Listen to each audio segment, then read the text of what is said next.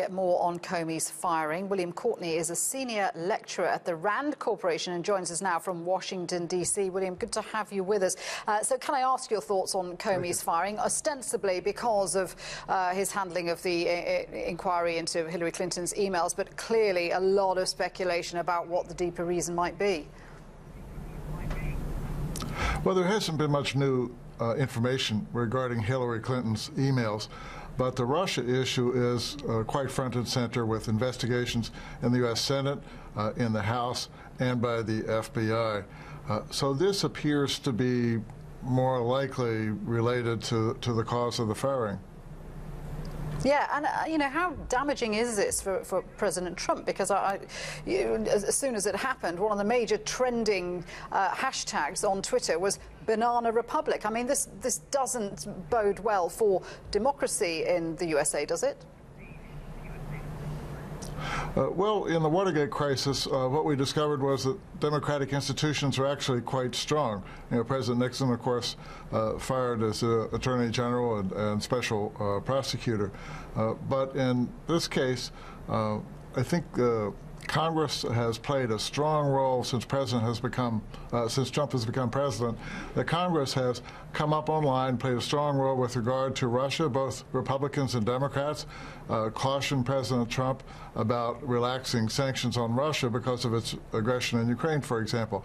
So I imagine here we'll also see Congress playing a strong role to be sure that the next director of the FBI is someone who's fully credible.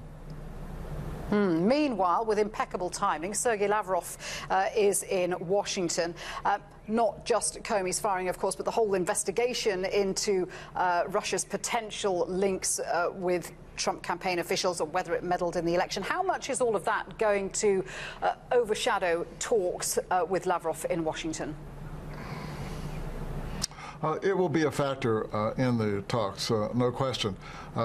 In important respect, Russia's interference, open interference in the French election recently, in which President Macron won, that was actually more blatant than the interference in the U.S. election. So there's no question that Russia did interfere in the U.S. election and believes that that kind of policy makes sense. So the persistence of Russian interference in elections in allied countries, I think, will be a key consideration. With regard to the investigations, it's too early to tell how those investigations may come out. And in terms of what's on the agenda between Lavrov and Tillerson and Lavrov and Trump, I mean, Syria, obviously a major topic. Do you see this meeting as being a progress in relations? Will it come out with any kind of concrete agreement on de-escalation in Syria? The track record is not good. You'll recall that Sergei Lavrov and John Kerry negotiated several ceasefires. Bashar al-Assad opposed all of them. None of the ceasefires prospered. Now this is the second ceasefire in these Astana talks. Assad, though, wants the right to be able to strike terrorists, as he calls them, and so we may not actually see Syrian aircraft respecting what would be considered to be a de-escalation or safe zone.